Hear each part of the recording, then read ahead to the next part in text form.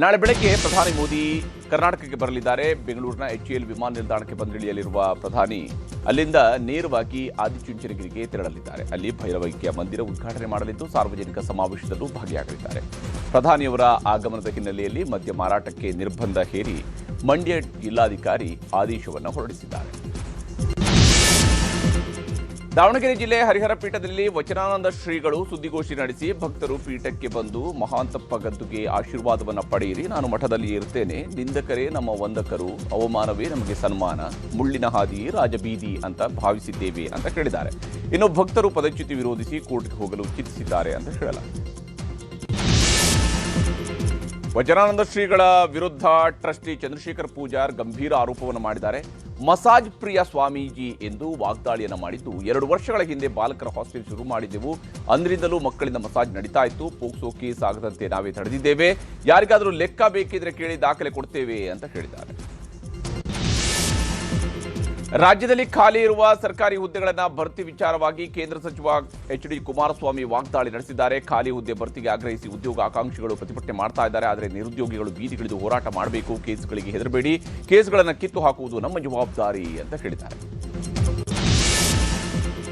ರಾಜ್ಯದಲ್ಲಿ ಎಂಜಿನಿಯರಿಂಗ್ ಶುಲ್ಕ ಏರಿಕೆ ಮಾಡಿ ರಾಜ್ಯ ಸರ್ಕಾರ ಶಾಕ್ ಕೊಟ್ಟಿದೆ. 2026-27ನೇ ಸಾಲಿಗೆ %7.5 ಶುಲ್ಕ ಹೆಚ್ಚಳಕ್ಕೆ ರಾಜ್ಯ ಸರ್ಕಾರ ತೀರ್ಮಾನವನ್ನು ಕೈಗೊಂಡಿದೆ. ಬೆಲೆ ಏರಿಕೆ ಬಿಸಿ CET ಕೋಟಾದಡಿ ಓದುತ್ತಿರುವಂತಹ ವಿದ್ಯಾರ್ಥಿಗಳಿಗೂ ಹೆಚ್ಚುವರಿ ಹೊರೆ ಆಗಲಿದೆ.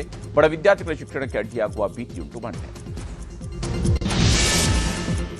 ಧಾರವಾಡದ ಮಾಜಿ ಜಿಲ್ಲಾ ಪಂಚಾಯಿತಿ ಸದಸ್ಯ ಯೋಗೇಶ್ ಗೌಡ ಕೊಲೆ ಪ್ರಕರಣದ ಆರೋಪಿಯಾಗಿರುವ ಶಾಸಕ ವಿನಯ್ ಕುಲಕರ್ಣಿ ಭವಿಷ್ಯ ನಾಳೆ ನಿರ್ಧಾರವಾಗಲಿದೆ. ನಾಳೆ ಬೆಂಗಳೂರಿನ ಜನಪ್ರತಿನಿಧಿಗಳ ವಿಶೇಷ ನ್ಯಾಯಾಲಯ ತೀರ್ಪು ಪ್ರಕಟಿಸಲಿದೆ. ನ್ಯಾಯಮೂರ್ತಿ ಸಂತೋಷ್ ಗಜಾನ್ ಭಟ್ ಆದೇಶವನ್ನು ನೀಡಲಿದ್ದಾರೆ.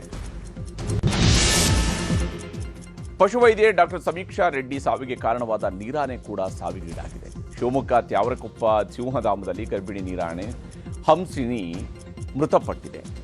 ಗರ್ಭಪಾತ ಹಾಗೂ ತೀವ್ರ ಸೋಂಕಿನಿಂದ ಬಳಲ್ತಾ ಇದ್ದಂತಹ ಹಂಸಿನಿ ಚಿಕಿತ್ಸೆ ಫಲಕಾರಿಯಾಗದೆ ಸಾವಿಗೀಡಾಗಿದೆ. ವೈದ್ಯರು ನಿಗಾವಹಿಸಿ ಚಿಕಿತ್ಸೆ ನೀಡಿದರೂ ನೀರಾಣೆ ಬದುಕುಳಿಲಿಲ್ಲ. ವಿಜಯಪುರದಲ್ಲಿ ವಿಚಿತ್ರ ಘಟನೆಯೊಂದು ನಡೆದಿದೆ. ಮಗ ನೋಡಲು ನಿನ್ನಂತೆ ಕಾಣ್ತಿಲ್ಲ ಅಂತ ಯಾರು ಛೇಡಿಸಿದ್ರು ಅನ್ನೋ ಕಾರಣಕ್ಕಾಗಿ ಮಗನನ್ನ ತಂದೆಯೇ ಕೊಲೆ ಮಾಡಿರುವ ಘಟನೆ ನಡೆದಿದೆ. ನಾಗಠಾಣ ಗ್ರಾಮದಲ್ಲಿ 6 ವರ್ಷದ ಬಾಲಕ ಸಿದ್ಧಾರ್ಥನನ್ನ ನದಿಗೆ ತಳ್ಳಿ ತಂದೆ ಮಲ್ಲಿಕಾರ್ಜುನ ಹತ್ಯೆ ಮಾಡಿದ್ದಾನೆ. ಏಪ್ರಿಲ್ 1ರಂದು ಹುಟ್ಟುಹಬ್ಬದ ದಿನ ಮಗನನ್ನ ಕರೆತರುವಂತೆ ತಾಯಿ ಪಟ್ಟು ಹಿಡಿದಿದ್ದಾಗ ಈ ಕರುಣಾಜನಕ ಘಟನೆ ಬೆಳಕಿಗೆ ಬಂದಿದೆ. ನಾಳೆ ಬೆಂಗಳೂರಿನಲ್ಲಿ RCB ಹಾಗೂ ಲಕ್ನೋ ಸೂಪರ್ ಜಾಯಿಂಟ್ಸ್ ವಿರುದ್ಧ ಪಂದ್ಯ ನಡೆಯಲಿದೆ. ಚಿನ್ನಸ್ವಾಮಿ ಸ್ಟೇಡಿಯಂನ ಸುತ್ತ ಪೊಲೀಸ್ ಬಿಗಿ ಬಂದೋಬಸ್ತ್ ಮಾಡಲಾಗಿದೆ. ಅಕ್ರಮವಾಗಿ ಟಿಕೆಟ್ ಮಾರಾಟ ಮಾಡುವವರ ಮೇಲೆ ನಿಗಾ ಇರಿಸಲು 7 ತಂಡಗಳನ್ನು ನಿಯೋಜಿಸಲಾಗಿದೆ. ಟಿಕೆಟ್ ಇಲ್ಲದಿದ್ದರೆ ಬಾರದಂತೆ ಪೊಲೀಸರು ಸೂಚನೆಯನ್ನು ನೀಡಿದ್ದಾರೆ. ಉತ್ತರ ಪ್ರದೇಶದ ನೋಯ್ಡಾದಲ್ಲಿ ವೇತನ ಹೆಚ್ಚಳಕ್ಕಾಗಿ ಗಾರ್ಮೆಂಟ್ ಉದ್ಯೋಗಿಗಳ ಪ್ರತಿಭಟನೆ 2ನೇ ದಿನವೂ ಕೂಡ ಮುಂದುವರೆದಿದೆ. ನಿನ್ನೆ ಪ್ರತಿಭಟನೆ ಹಿಂಸಾ ಸ್ವರೂಪವನ್ನು ತಿರುಗಿತ್ತು.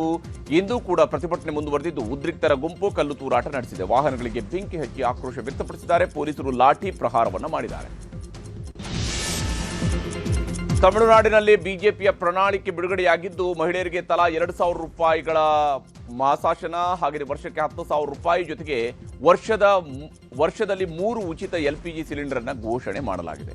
ಮಹಿಳಾ ಸ್ವಸಹಾಯ ಸಂಘಗಳಿಗೆ ₹50 ಲಕ್ಷ ಬಡ್ಡಿ ರಹಿತ ಸಾಲವನ್ನು ಘೋಷಿಸಲಾಗಿದೆ. DMK ವಂಶಪಾರಂಪರ್ಯ ಕಿಕ್ ಬ್ಯಾಕ್ ಮನಿ ಪಾರ್ಟಿ ಎಂದು JP ನಡ್ಡಾ ವಾಗ್ದಾಳಿ ನಡೆಸಿದ್ದಾರೆ. ಗುರುವಾರದಿಂದ ಲೋಕಸಭಾ ವಿಶೇಷ ಅಧಿವೇಶನ ನಡೆಯಲಿದ್ದು ನಾರಿ ಶಕ್ತಿ ವಂದನ ಅಧಿನಿಯಮ 2023 ಹಾಗೂ ಕ್ಷೇತ್ರ ಪುನರ್ವಿಂಗಡಣೆ ಬಿಲ್ ಮಂಡನೆ ಆಗಲಿದೆ. ಈ ಮೂಲಕ ಮಹಿಳೆಯರಿಗೆ 33% ಮೀಸಲಾತಿ ನೀಡಲಾಗುತ್ತೆ. ಆದರೆ ಡಿಲಿಮಿಟೇಷನ್ ಬಿಲ್ಗೆ ತಮಿಳುನಾಡಿನ ಮುಖ್ಯಮಂತ್ರಿ ಸ್ಟಾಲಿನ್ ಕಿಡಿಕಾರಿದ್ದು ಬೀದಿಗಿಳಿದು ಹೋರಾಟ ಮಾಡಬೇಕಾಗುತ್ತೆ ಎಂದು ಎಚ್ಚರಿಸಿದ್ದಾರೆ. ಪಶ್ಚಿಮ ಬಂಗಾಳದಲ್ಲಿ ಕೇಂದ್ರ ಗೃಹ ಸಚಿವ ಅಮಿತ್ ಶಾ ಚುನಾವಣಾ ಪ್ರಚಾರ ನಡೆಸಿದ್ದಾರೆ. ಮಮತಾ ಬ್ಯಾನರ್ಜಿ ವಿರುದ್ಧ ಗುಡುಗಿರುವ ಅಮಿತ್ ಶಾ ಮುರ್ಷಿದಾಬಾದ್ನಲ್ಲಿ ಬಾಬ್ರಿ ಮಸೀದಿ ಕಟ್ಟುವುದಕ್ಕೆ ಯಾವುದೇ ಕಾರಣಕ್ಕೆ ನಾವು ಬಿಡೋದಿಲ್ಲ ಅಂತ ಹೇಳಿದ್ದಾರೆ. ಮಸೀದಿ ನಿರ್ಮಾಣಕ್ಕೆ ಮುಂದಾಗಿರುವ ಹುಮಾಯೂನ್ ಖಾನ್ ದೀದಿ ಏಜೆಂಟ್ ಅಂತ ಹೇಳಿದ್ದಾರೆ. ಛತ್ತೀಸ್ಗಢದ ಶಕ್ತಿ ಜಿಲ್ಲೆಯ ಸಿಂಗಿತಾರಿ ಗ್ರಾಮದಲ್ಲಿ ಘೋರ ದುರಂತವೊಂದು ಸಂಭವಿಸಿದೆ. ವೇದಾಂತ್ ವಿದ್ಯುತ್ ಸ್ಥಾವರದಲ್ಲಿ ಬಾಯ್ಲರ್ ಸ್ಫೋಟಗೊಂಡು 10 ಮಂದಿ ಸಾವಿಗೀಡಾಗಿದ್ದಾರೆ. 23ಕ್ಕೂ ಹೆಚ್ಚು ಕಾರ್ಮಿಕರು ಗಂಭೀರವಾಗಿ ಗಾಯಗೊಂಡಿದ್ದಾರೆ. ಪ್ರಧಾನಿ ಸಂತಾಪ ಸೂಚಿಸಿದ್ದು ಮೃತರ ಕುಟುಂಬಗಳಿಗೆ ₹2 ಲಕ್ಷ ಪರಿಹಾರವನ್ನು ಘೋಷಣೆ ಮಾಡಲಾಗಿದೆ. ಮಹಾರಾಷ್ಟ್ರದಲ್ಲಿ ಆಟೋ ಮತ್ತು ಟ್ಯಾಕ್ಸಿ ಚಾಲಕರಿಗೆ ಮರಾಠಿ ಭಾಷಾ ಜ್ಞಾನ ಕಡ್ಡಾಯ ಮಾಡಲಾಗಿದೆ. ಚಾಲಕರು ಕಡ್ಡಾಯವಾಗಿ ಮರಾಠಿ ಓದಲು, ಬರೆಯಲು ಮತ್ತು ಮಾತನಾಡಲು ತಿಳಿದಿರಬೇಕು. ಇಲ್ಲದೇ ಇದ್ರೆ ಪರವಾನಗಿ ರದ್ದು ಮಾಡುವುದಾಗಿ ಮಹಾರಾಷ್ಟ್ರ ಸರ್ಕಾರ ಎಚ್ಚರಿಸಿದೆ. ಮೇ 1ರಿಂದ ಈ ನಿಯಮ ಕಡ್ಡಾಯವಾಗಿ ಜಾರಿ ಮಾಡಿ ತಪಾಸಣೆ ಮಾಡ್ತೇವೆ ಎಂದಿದ್ದಾರೆ. ಉತ್ತರ ಪ್ರದೇಶದ ಹಾಪುರ್ನಲ್ಲಿ 8 ವರ್ಷದ ಬಾಲಕರ ಮೇಲೆ ಬೀದಿನಾಯಿ ದಾಳಿ ಮಾಡಿದೆ. ಮನೆ ಬಳಿ ಬರ್ತಿದ್ದ ಬಾಲಕನ ಮೇಲೆ ಏಕಾಏಕಿ ಬೀದಿನಾಯಿ ದಾಳಿ ಮಾಡಿತು. ಜನರು ಬೀದಿನಾಯಿಯನ್ನು ಓಡಿಸಿ ಬಾಲಕನನ್ನು ರಕ್ಷಿಸಿದ್ದಾರೆ. ನಾಯಿ ದಾಳಿಯ ದೃಶ್ಯ ಸಿಸಿಟಿವಿಯಲ್ಲಿ ಸೆರೆಯಾಗಿದೆ. ಪಂಜಾಬ್ ನ್ಯಾಷನಲ್ ಬ್ಯಾಂಕ್ಗೆ ದೋಖಾ ಮಾಡಿ ವಿದೇಶದಲ್ಲಿ ತಲೆಮರೆಸಿಕೊಂಡಿದ್ದ ನೀರವ್ ಮೋದಿಯನ್ನ ಭಾರತಕ್ಕೆ ಗಡೀಪಾರು ಮಾಡಲಾಗಿದೆ. ಈಗಾಗಲೇ ಸಿಬಿಐ ಟೀಮ್ ಲಂಡನ್ನಲ್ಲಿದ್ದು ಶೀಘ್ರದಲ್ಲೇ ಭಾರತಕ್ಕೆ ಕರೆತರಲಾಗ್ತಾ ಇದೆ.